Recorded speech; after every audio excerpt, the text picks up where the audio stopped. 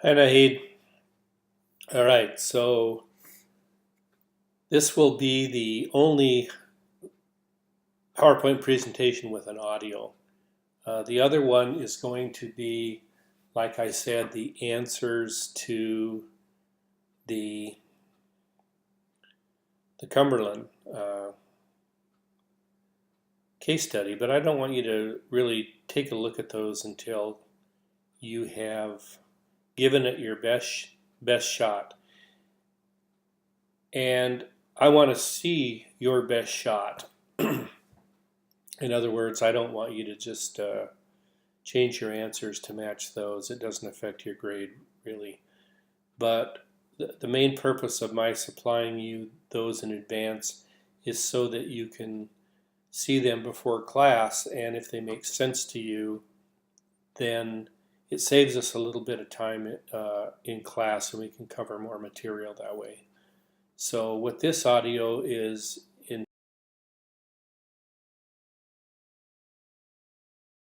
intended to do is to give an overview very quickly of the Cumberland questions. We'll talk just a little bit about them. I'll try to give you a little bit of direction.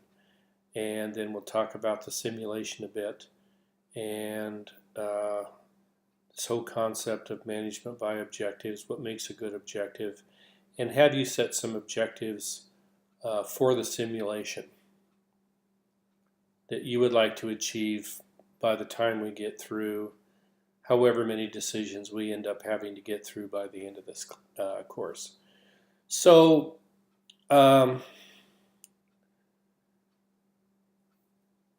than go back and correct this slide, I was just starting on the audio a minute ago and I saw I left it on and he had about 20 minutes of silence. So I had to go back and start recording, and I should have taken out this fourth and fifth question, which are a duplicate. So I don't know why I made that mistake, so I'll try to figure it out before I get to it. But anyway, one of the things you have to do as far as the questions go is determine a price for the metal pads. And as I said in class, to do that you have to figure out first how much the customers save using this on average, because that is your selling point in essence. And then you have to decide whether or not you're going to use a skimming strategy or a penetration pricing strategy. That is affected by, in large amount, by the market size and the nature of the market. I think we talked about things that affect whether you should pursue one or the other. Basically, let me give you a couple of conditions. If there's lots of competitors and it's a very simple product that doesn't need a lot of explanation, and you're just interested about getting it in and garnering some market share in the short term, then you can use penetration pricing. You come in on the cheap, try to develop market share, and then sort of raise your margins through economies of scale that you get from having more customers, which brings down your production costs, and that's sort of the strategy. So where there's a lot of competitors and it's a simple product, the economy is basically good. Customers are, it's an inelastic.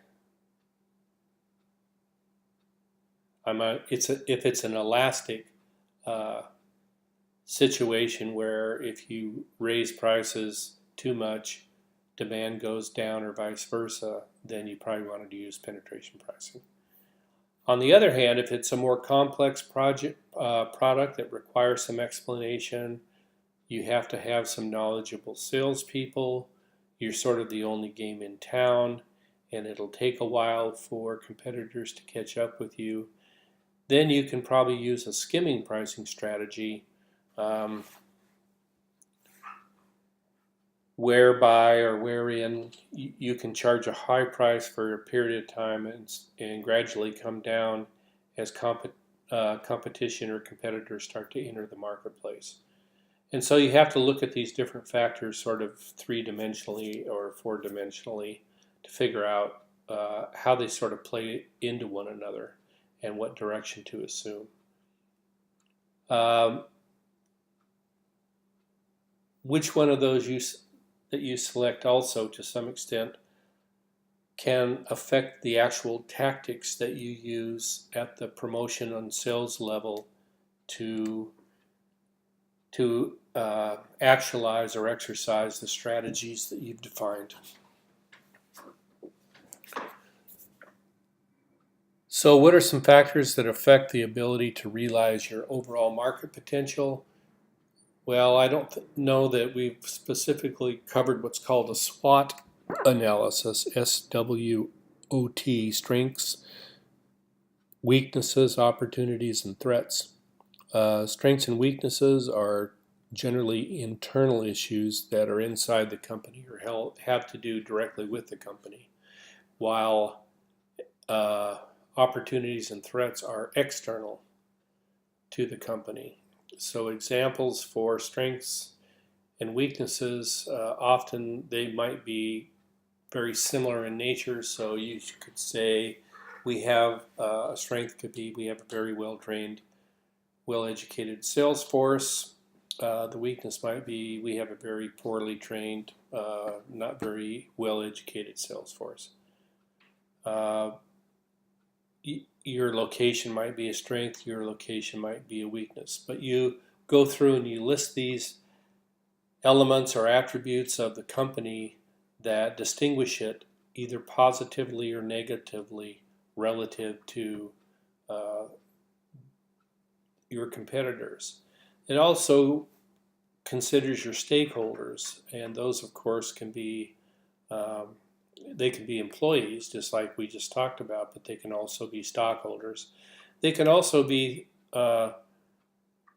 businesses that you do business with, like your suppliers. So in that context, a strength might be you have good, reliable suppliers that pay their bills on time, or a weakness might be you have irresponsible suppliers, not very reliable, and don't pay their bills on time.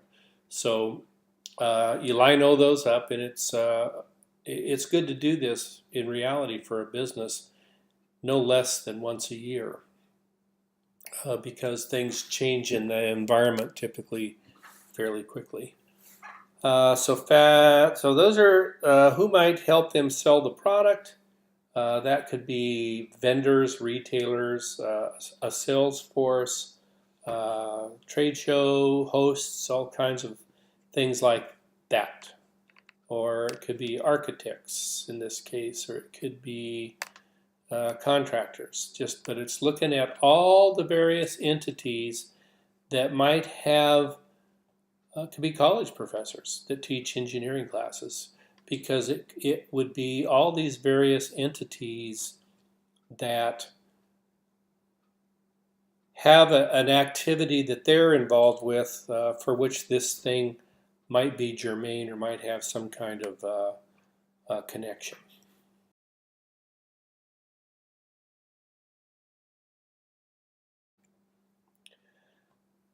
Now, one of the things I just talked about was this SWOT analysis. Well, no, I didn't. Okay, this is something else. So what you're going to have to do, what Cumberland would do, and I'm going to have you do for the simulation, I'm going to have you write out maybe a page and a half before class starts, is we want to define some objectives for the company. So if you were Cumberland, you do your SWOT analysis, then you look at this and you say, okay, based on what I found or what I've noted in my SWOT analysis, I would need to state some relevant objectives around this product that I'm selling. So what are some objectives that I might define? So before you do that, it's really important to know what the features of a good objective are. And this is something, this management by objective, again, that was derived by the fellow whose name I noted in class, Peter Drucker, who defined or authored those three questions that I that resonated so strongly with me. What's my product, service? Who's my customer? What's my value proposition? He also, as the management guru that he is, constructed this process of management by objective, which was first implemented with the military and then later found its way into business, and in some form or fashion has remained active over the decades. It's been played with in ways, and it's a better fit for certain kinds of industries or companies or management styles than others. But in some form or fashion, as I said, it normally has some valuable application. I used to use it a lot when I worked for the government, and I used it a lot when I wrote my own business plans when I had my company in Hawaii. So I would set these objectives, and the first thing that an objective should be, in my opinion, is it should be quantifiable, which is measurable here. It should be specific in as far as business terms. You should have, it should be agreed upon within your company. It should be realistic, and it should be time specific. So how do I kind of tie all these together? So in business, what you'd say, let's say you were Cumberland.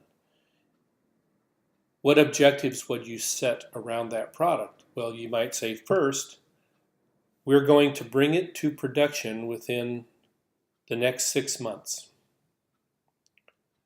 So that's fairly specific, 6 months. It can be measured in the sense that there is this time period related to it. It's specific and directive and sort of inspirational enough that it'll get lots of people motivated to get it done. There has to be some tactics, which I'll talk about in a minute, related to that. But first and foremost, we state the objectives. The next might be we will sell 50,000 of these units within the following 12 months. And you go on. And again, those are quantified, specific, measurable, agreed upon, realistic, time specific examples for what Cumberland might do. If you applied those to the simulation, which is an across-the-counter, over-the-counter, OTC, over-the-counter cough, cold, and flu medicine like NyQuil, you could say we want to do X million in sales through the next fiscal year, X unit in sales over the next several years. You might make subcategories of that and start saying where the sales are going to occur. We're going to sell X percent in grocery stores, X percent of those in drugstores, X percent in convenience stores, and then our strategies and tactics that would be related to that would be in achieving each of those. We'll put so many people in that channel, so many salespeople in that channel. Each salesperson will be required to make so many contacts a week and make so many sales. So you kind of manage it again by objectives. And the targets of all the individual salespeople should meet or exceed your own collective, as the manager, targets or objectives that you've set for the company at large. So when I had my real estate company, that's exactly what I did. I set objectives defined in terms of listings, dollar sales, contracts, in different ways. And then I turned around to the salespeople and said, okay, you write me your sales plan. You tell me how much money you want to make in the next 12 months and essentially how you're going to make it. Are you going to make it through sales? Are you going to make it through listings? How are you going to make the $75,000 that you said or you say you want to make, or $150,000, whatever it was? And my share of what they made had to add up to what my overall objectives were for the company, which had in effect to pay for all the bills. So I could take it right down to, I set my own objectives, and my strategies and tactics included making them do the same thing and basically telling me how they were going to do it, and then working with them to help them actualize that. So that's really an important thing to do, is to set these objectives, and we'll do some around the simulation in class. It'll be the first thing we start to kind of focus on when I see you.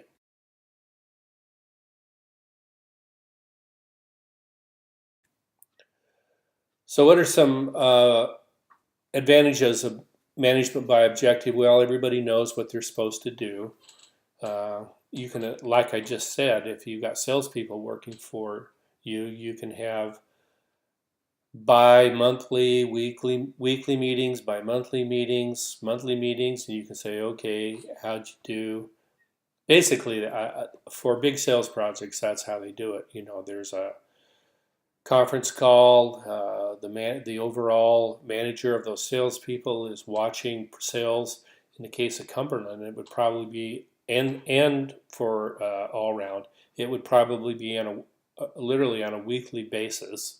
In the case of all around, you're probably also looking closely at certain seasonal things that go on, like when people are prone to get colds and when people are prone to get the flu, to make sure you're getting, that people are getting sick and you're getting your share of the cure for that.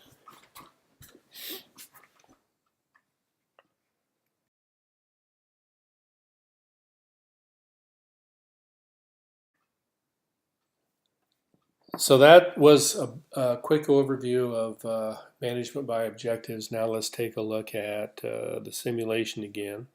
So I said that when you do the SWOT analysis, you're looking at internal, external things that are going on in the environment. So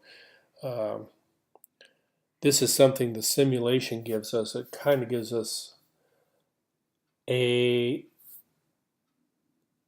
an overview of what's going on, of the economics factors, and you have to determine which of those are opportunities and which are threats. That's sort of your task. So we're getting 1% of growth in the population every year. What's the significance of that? Well, your objectives should be to grow at least organically. What's that mean? It means that if you have 25% market share and your objective is to maintain that, your sales should be growing 1% a year, because the market is growing 1%, or the population is growing 1% of a year. Inflation is important, and especially in terms of your pricing, because if you're producing it for $5 and your overall costs of all kinds are $4, then your margin is $1. And if inflation is 4%, 4% of $5 is 20 cents. That means if you don't raise prices, and you kept them steady, the next year your margin goes from $1 to 80 cents. Basically, that's, you have to understand literally the math sort of what goes on around things like that in your decision-making process. Now, does that mean you should raise the price? That is an option. Does it mean you should lower the price? Does it mean you should not lower the price? Well, if you're introducing a new product, it doesn't mean that you wouldn't do penetration pricing and come in with really thin margins, because that, if it's a price sensitive product for the customers, that'll get you new customers maybe more quickly, but it disrupts the market temporarily. You may carve out more customers in the short term, but eventually you have to come back. You have to have enough pricing power to come back and price it to the margins that you had prior to your introducing the product. So in short, you have to have a strategy, and you have to be looking at least 3 years down the road to figure out what you're going to do. Because if you're, again, you decide to bring it in at, let's say you're Coca-Cola and you come up with a new flavor of Coke and you're charging $5 for one. Actually, you're going to charge $5 for the next one. There's ways to put it on sale that we'll talk about and make it cheaper on the shelf. But you may want it for a period of time to, in fact, sell for $4.50. So you got your original at $5, your new one at $4.50, so you can get people to try it, if that's your strategy. But 3 years from now, that would imply, if inflation is 4%, that your key one's going to be around $5.60 to $5.75, and your new one should be that price by then too, because you can't keep it on sale forever. So again, you need a strategy. You need to set objectives. What is it that you want to accomplish? So you got 250 million people, 80% suffered from cold-related symptoms, so that's the size of the market. The market is 80% of 250. That's 200 million. 2 billion in retail sales, approximately 4% growth. So the population is going up 1%. Actually, retail sales is up 4%. So part of that would be growth in population, and part of that would be an adjustment for inflation, right? Right. Manufacturer sales of 1.5 billion. So again, it's the ability sort of to look at these numbers and figure out what's going on.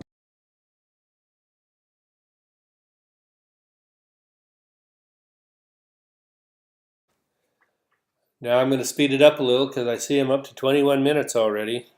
This won't even go into the, if I'm not careful, it won't even go into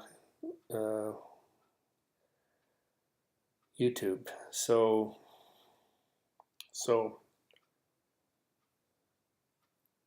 there are several firms. You have to figure out, in essence, which of these is your actual customer. We'll talk about it more. There's information reports to look at that would imply which of these is your competition, which becomes important when you compare yourself later on in the mature part of the product life cycle. One of the things it says is, there's fewer competitors, and they start comparing themselves to one another. And you have to compare your product to that to which the customer sees as your competition as well.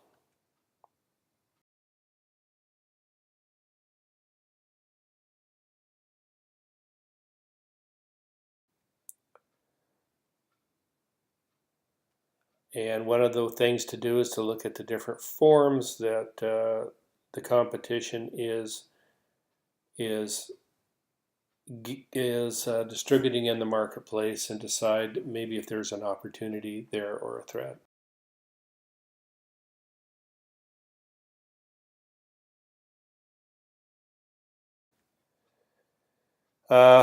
This lays out the sales of the different companies in dollars and the kinds of line extensions that they have. We talked about what line extensions were. It's kind of a different formulation of the same core product. It can even be in a different form, like liquid versus capsule.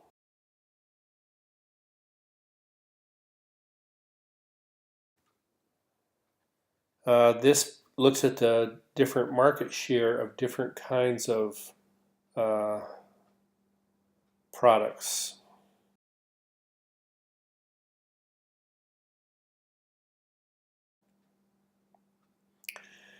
We talked about this form of, we looked at a very similar slide of this, of life cycle stage. We looked at a couple of commercials, the I'm Never Getting Married one. So this has application to the simulation as well that we'll talk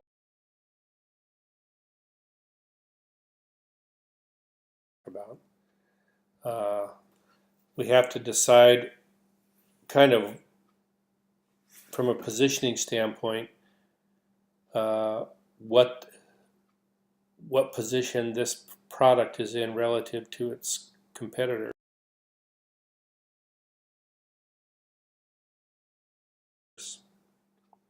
That's a hard one, by the way. When customers decide what product they're going to use, there are 5 key decision criteria: aches and fevers, runny nose, nasal, whatever, allergy symptoms, trouble sleeping.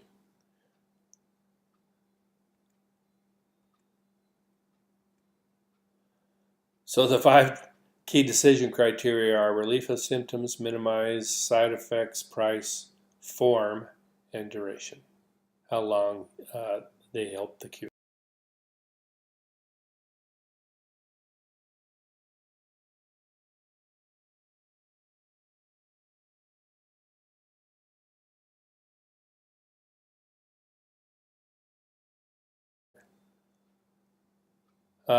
These are the different channels through which the product is sold.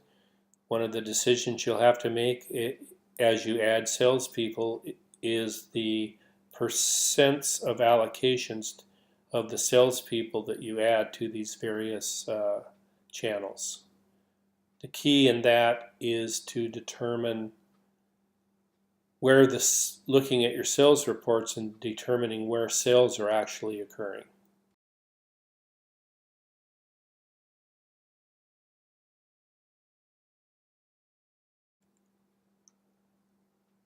I'm not going to go through this. I'm going to skip these slides because this is what I want you to read the manual, and we'll go through these in class for review, but I want you to read the manual so that these begin to make a certain amount of sense to you, how this thing is laid out and how you're going to be able to enter decisions relevant to the strategies that you're going to be developing.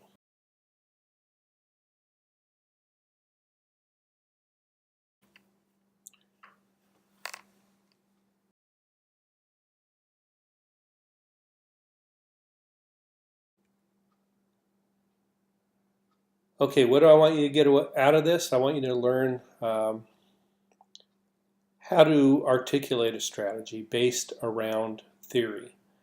The primary ammunition that you have to develop this strategy are the 4 Ps, and we'll talk about that in more detail as we go through the 6 to 9 decisions that we're going to be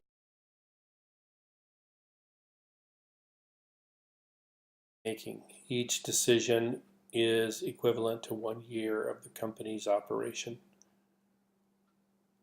So I want you to ask yourself, it goes back to what's our product or service, who's our customer, and what's our value proposition. Begin to understand the answers in your own mind to those questions.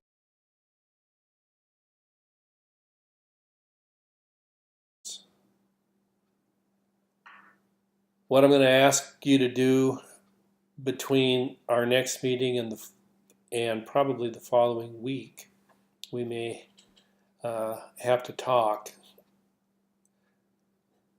is to develop a set of objectives for this assignment. It doesn't need to be very complicated, but it goes back to what do you think are some relevant objectives for the company and for you to achieve over the next several years. Again, one term of the simulation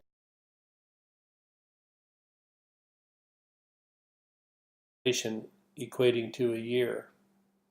One of the first things we'll do is look at if you look at the performance summary, open up the performance summary under the business section of a simulation, you'll see kind of where you start, and I want you to be able to calculate, if you can, what are the margins per unit, kind of the different metrics that we'll look at, like stock price, total revenue. Just go through that performance summary and start to get comfortable with it as far as how to read it. You've had accounting from, I think that, I don't know what you had from Dwight, but some of that should help in this. But I'm pretty good at reading that particular thing, so I can help you too. We want to talk, we're not going to do it here, but we'll want to talk about how the product life cycle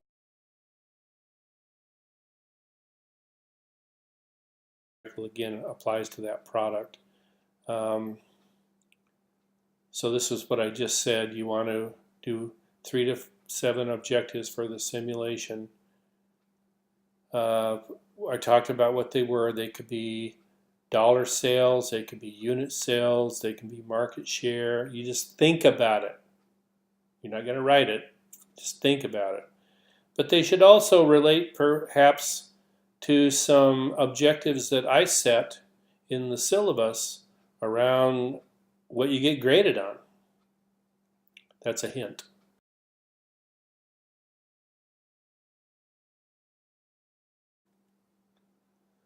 Then what we do is we say, okay, we set those objectives and we figure out strategies and tactics that we're going to do within that time period, 6 to 9 years, to achieve those objectives. And it'll lay out something like that.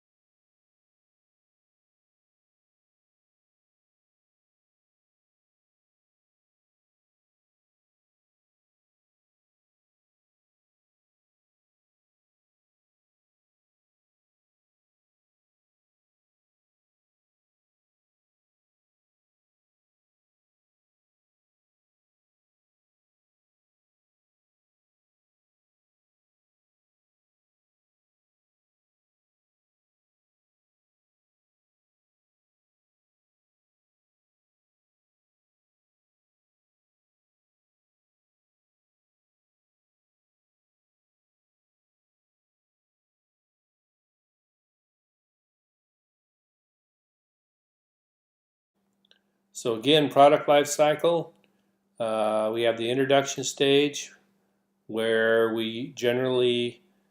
I told you that there's 2 ways to get, our biggest obstacle is to get people to know about it and to use it. The 2 best ways are samples and salespeople.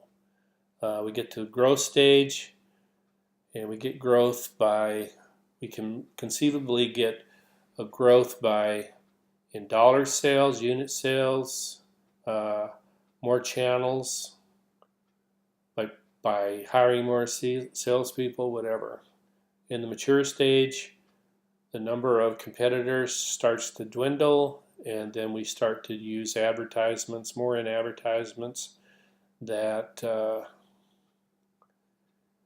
compare our product to others. Then in the decline stage of a product, we start to advertise messages that remind people about our product, like got milk, and we try to turn the product when the growth just kind of flattens out or falls off into a cash cow.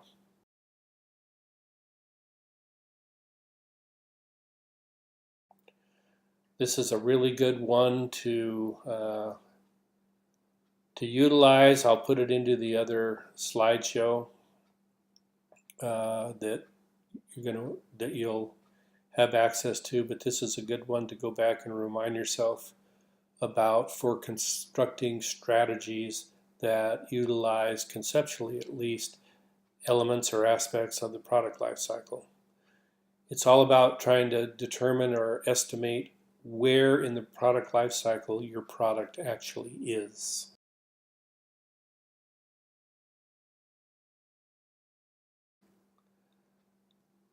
And we'll talk about this at the next section.